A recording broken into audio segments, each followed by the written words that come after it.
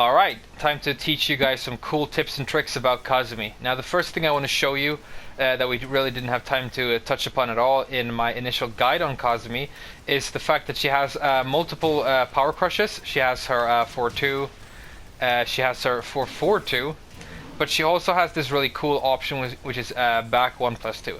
And back 1+2, she does this really cool taunt, right? I really like this because she's so flexing. It's one of my favorite taunts in the game. But you can tell by the smoke that it is actually a power crush. What this move is going to do is eat an attack from your opponent and armor through it, and then your friend Tony the Tiger, after you eat an attack, is going to come out and do like a weird Sonic the Hedgehog move, spinning on the ground, and that's going to do a chunk of damage on your opponent. So let's just show you what it looks like right here. So that's just like the basics of how this move functions. You eat a hit, the tiger comes out,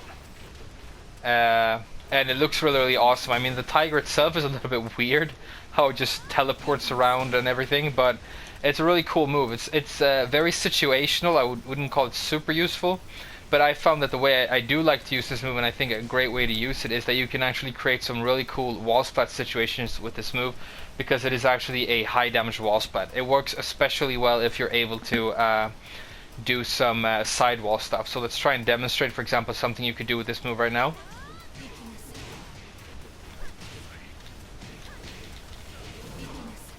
So that just gave me like 70 damage.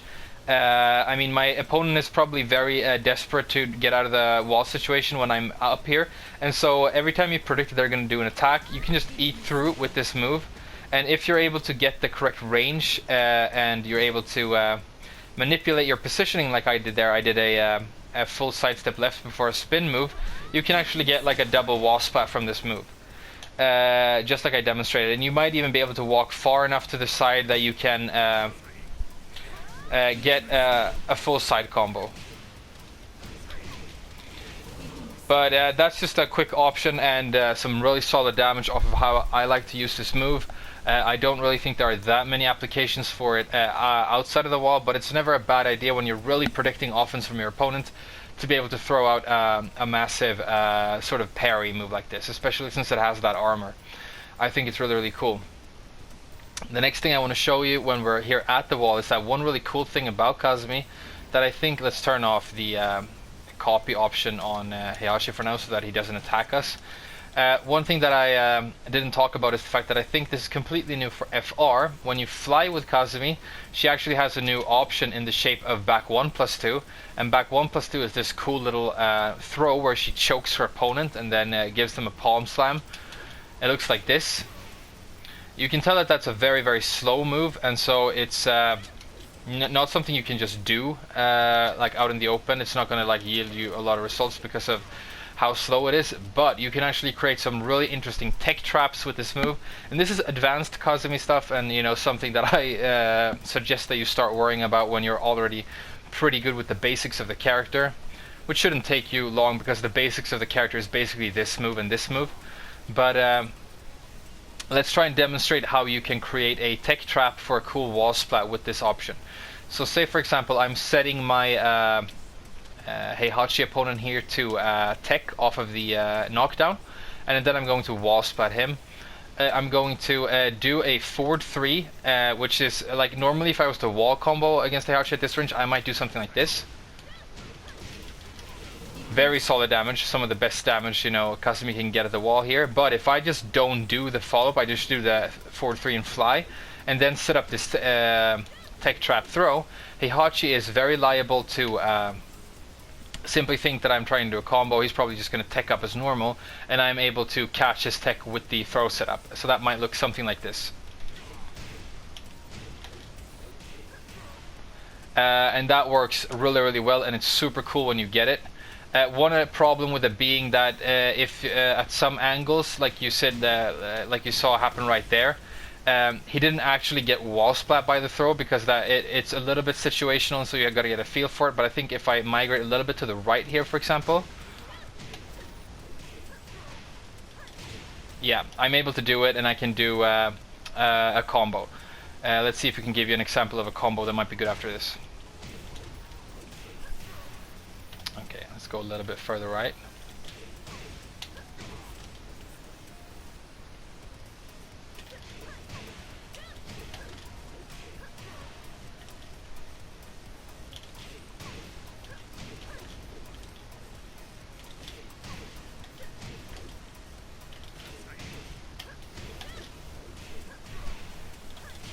Yeah, and then you can do like whatever kind of combo you might like. So that's pretty cool. You can do some really interesting resets and tech traps with this throw. It's never going to yield you a huge amount of damage, but it is very technical, and it is one of those tricks that you can use to really mess with the head of even very high level opponents. So it comes highly recommended if you're trying to learn some really cool specialist stuff with Kazumi. You can use this for creating cool tech traps. And another thing about this throw that is cool is that even though it doesn't do a lot of damage or anything, it does on normal hit just give you a massive amount of plus frames. So if you get it and you don't get a wall splat or anything, say for example that we're just standing at an angle like this, I can go straight into whatever mix-up I want, right? Heihachi is at a massive frame disadvantage, so maybe I can use it to set up a counter hit 4 if my opponent is unaware. You can do a lot of cool stuff with this, but it's situational and it should be used, you know, when you think for some specific reason that you might be able to get some good traction out of it. But that's really cool. Now, the next thing I want to teach you guys about, this is going to be really cool. We didn't have a lot of time to talk about Kazumi's Rage Drive, and I wasn't really an expert on how to use it myself when we talked last time. But we're going to activate Rage here. So basically what I showed you is that 4-4-1+2, which is Kazumi's Rage Drive, is a sort of launching version of this move, her normal 4-4-2, that you can turn into a combo by running up and doing some sort of spin move. I found that the easiest way is to do a small dash and hit the opponent with back 2 just when they slam into the ground. There are other other things you can do for the combo, but I found that this is probably the easiest. And then you can do, you know, what have you, and you can get really solid damage off of this. So I basically said in my guide that I think that, you know, you have this option for like a safe mid launcher, which means that if you're in rage somewhere near the end of the round, you can sort of gamble on this working for you. Can do this stuff, and if you get it, you get a launch and you can take the round. If not, you have so much pushback that you're safe, and so the move is like a, you know, a last ditch effort. But what I've actually found is I think that this move is a lot more useful when you're using it to manipulate the wall again. So just for like a demonstration, let's say for example that I'm here in the middle and I score a launch on Heihachi. I know that the wall is close enough that I'm going to be able to convert into some sort of a wall combo. So how do I do that to try and get optimal damage and make sure that I kill my opponent? Well, say for example that if I were to do a high damage wall combo here, and then I score a high wall splat, and then I go straight into my Rage Art for the wall finish. The Rage Art does a massive amount of damage, so that's going to be like an option that's going to give me a great damage, right? So let's try and do a little wall combo conversion here and see what kind of damage we can make using the Rage Art.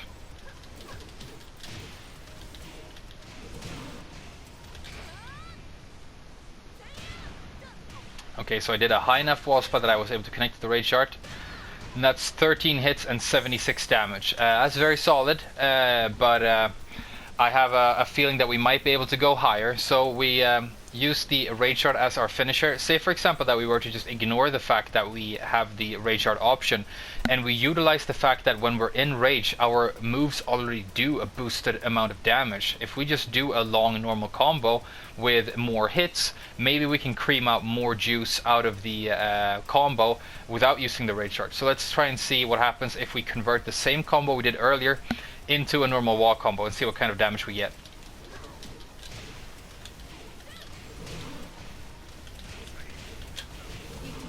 Okay, 79. So you can see that just from ignoring the fact that we have the option to do the Rage Art and going into one of Kazumi's really high damage wall combo options, we can actually get more damage out of this. So it is better to utilize your Rage in this situation simply by letting it stay on your character and letting it boost your overall damage than spending it into and dumping it into your Rage Art, because at the end of your combo the scaling is simply gonna make it so that your Rage Art doesn't really do as much damage as it potentially could. I'm working on like a script for a video I want to make that is going to be called something like when to Rage Art or how to utilize Rage, where I'm going to explain more in depth how you should like explore your character and their options in Rage to make sure you utilize it fully. But we saw that the difference between using the Rage Art and using your Rage as normal was about 3 damage. It was the difference between I think 76 and 79 damage. But we're talking about Kazumi's Rage Art. One thing about Kazumi's Rage Art that I found very interesting is that you can actually use it to create some re-wall splats. And what a re-wall splat is in Tekken basically means that you can create a wall splat, allow your opponent to fall towards the ground, and then use certain moves to wall splat them again and get sort of like a double wall combo. This is not something that every character can do. It's not really even, I think, an intended mechanic in the game. It is just something that ends up working in very few situations. But for example, Jack 7 can do it with his full crouch down back ones. Bob is famously good at doing this with some of his moves, and Kazumi can actually do it as well. So let's see if we use a Rage Drive here, if we can get more than 76 or 79 damage off of the same combo.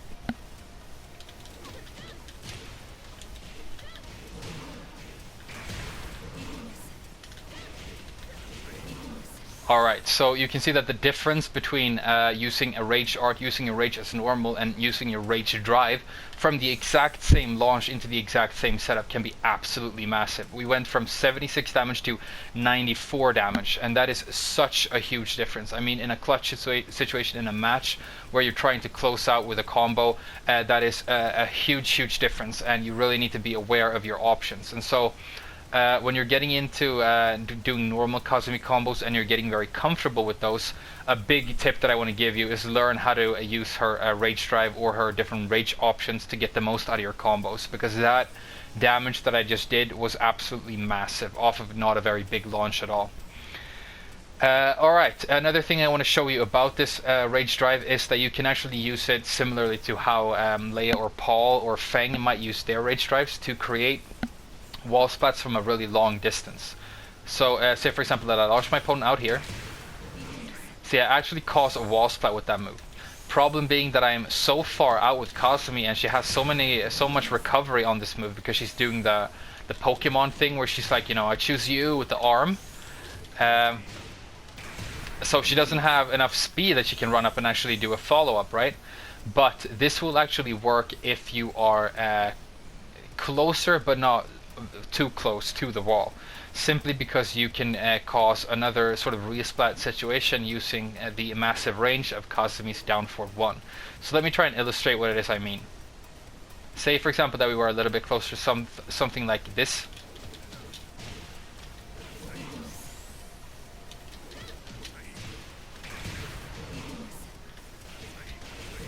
I'm able to use that to create a wall splat from a range where I might not normally be able to.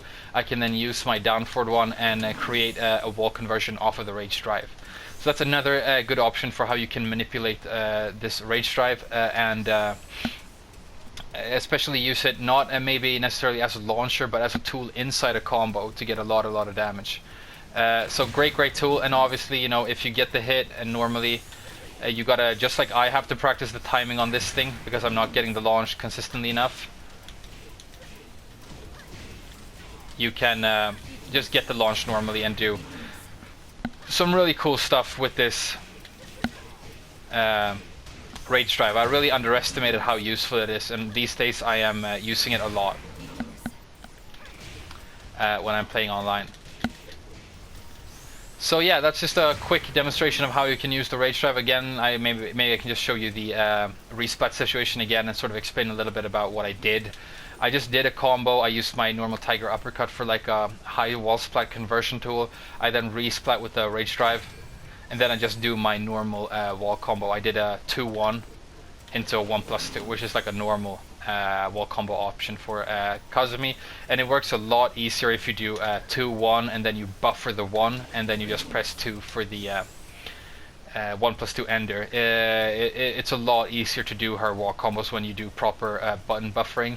If you want to learn more about that, check out my guide on button buffering on this channel. It's not like a super like well-made or fancy guide or anything. It's a guide I made a while ago that hasn't really had a lot of use, but I actually think it illustrated what I wanted to bring up quite well. So if you're interested in learning more about button buffering and advanced like input techniques for using your controller, check that out maybe. But yeah, let's show it one more time here.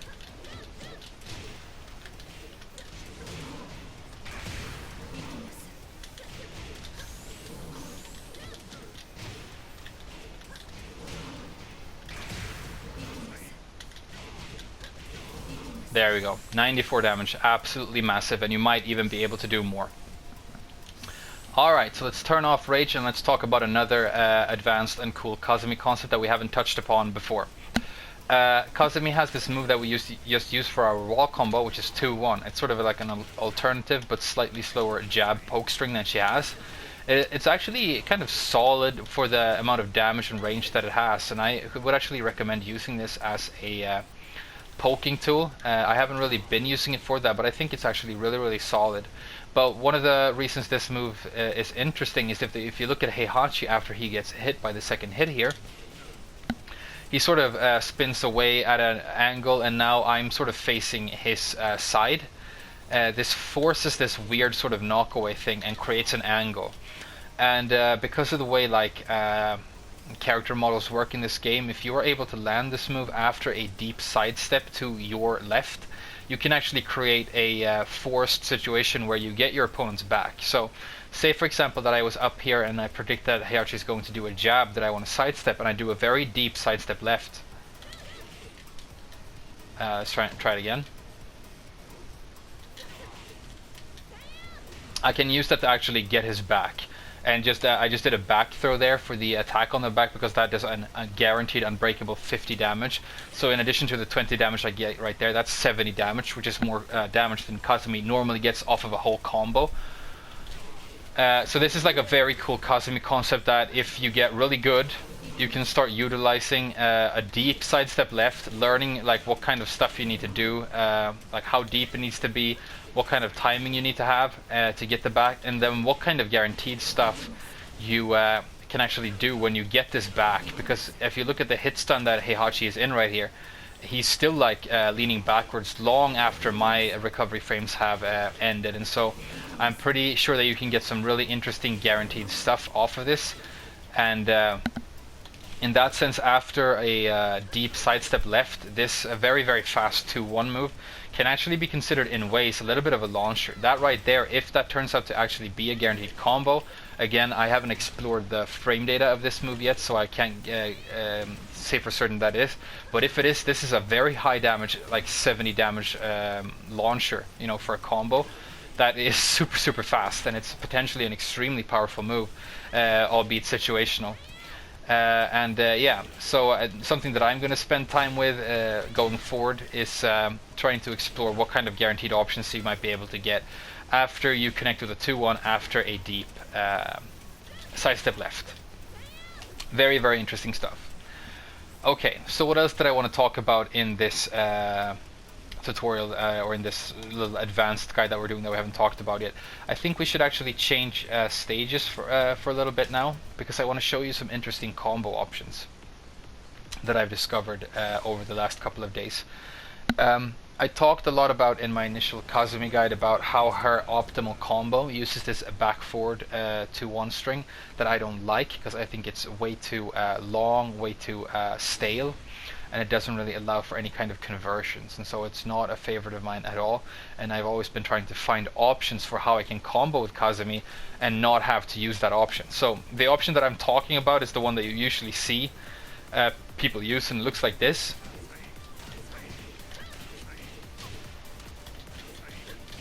Okay, so that was thought, at least by me, for a long time to be Kazumi's optimal option for like a damage, for like damage off of like a hop kick or an axe kick. It gives you 58, like you saw right there.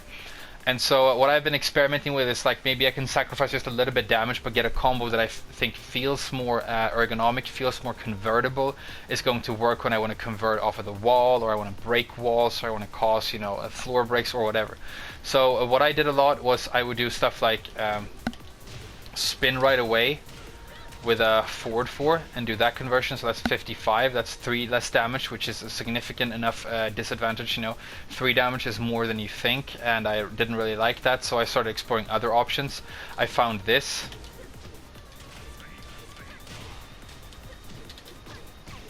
$54, even worse. What else? You can use stuff like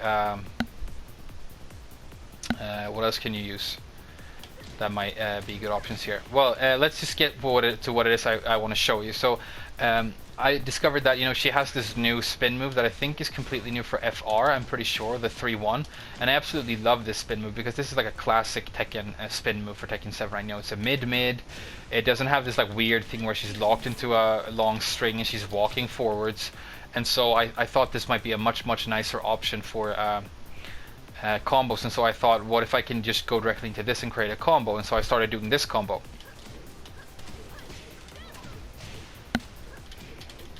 Now you can see that we're getting a lot closer. That gave me 57 damage, which is just 1 damage lower than the optimal long tiger string combo. And so I really liked this, and I started using this off of hop kicks a lot. I mean, this feels like a classic Tekken combo to me. It's like a high damage filler into like a nice mid chunky spin move. You run up and then you do an ender, and it's an ender where you can convert. Say for example, if I want to convert this into like a bit of a wall carry option. I can do, for example, just a fly 2 right there, and that's going to cause a wall splat. I can change it to a fly 1 for like a high damage wall break. I can change it to a fly 3 to cause a floor break or a spike situation, and then I can create all kinds of interesting oki. I can even set up guaranteed down to head stomps if I get the this move. If I get the wall at the right time. So I really like ending my combos with this fly move. I'm sorry, by the way, if you don't like the fact that I'm not going into like command history or like showing you my commands and talking in depth about all the commands that I'm doing, because I really think that if you're watching like this tutorial, you should really be a little bit familiar with Kazumi. And if you're not yet, I recommend that you check out my initial tutorial on Kazumi, which is, you know, one of my early ones, so not super great, but I think it has all the necessary information. And I talk about all these moves in depth in that tutorial. But I actually found that you can do this combo and you can cram in an extra down forward one, and if you manage to do that, the combo becomes a little bit more difficult to perform. You can actually create a damage option that is better than this back forward tiger string that I don't like. And so the way that would look is like this. One more time.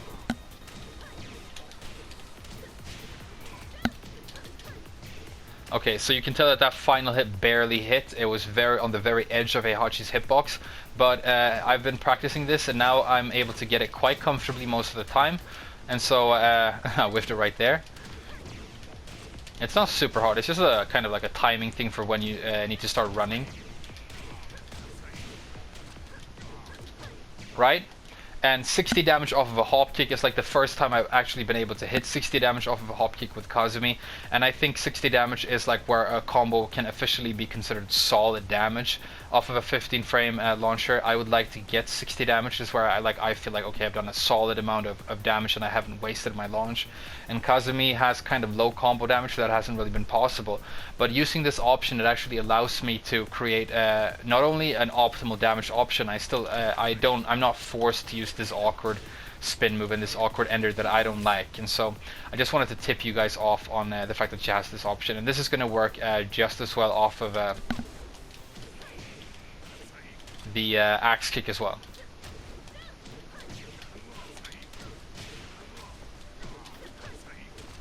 Okay, so that whiffed. This is kind of inconsistent sometimes, just because it has it is so like barely functional.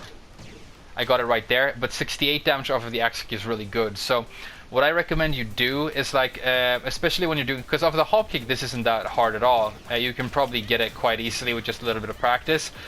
Right there, but if you do the axe kick, it can be a little bit harder and a little bit more inconsistent. So what you can do is, when you really just want to do a combo, you can do this, but if you need the combo not to fail and you don't want to have any consistency, you can take out that down forward one and you get slightly less damage, but the combo is going to work a lot better. And you can also, off of the axe kick, you know, do options like I showed you, go straight into a spin with a forward 4, do an empty fly in 2, and then you can do your normal tiger ender if you want. So that would look something like this. Okay, no, it would look like this, sorry.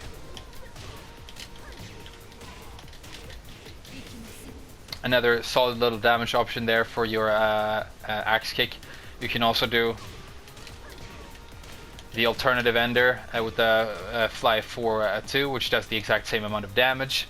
But those are just some nice options that where you can spin your opponent with the 3-2 for a much more consistent and nice combo where you don't have to like do like a run up and then do back forward commands like this.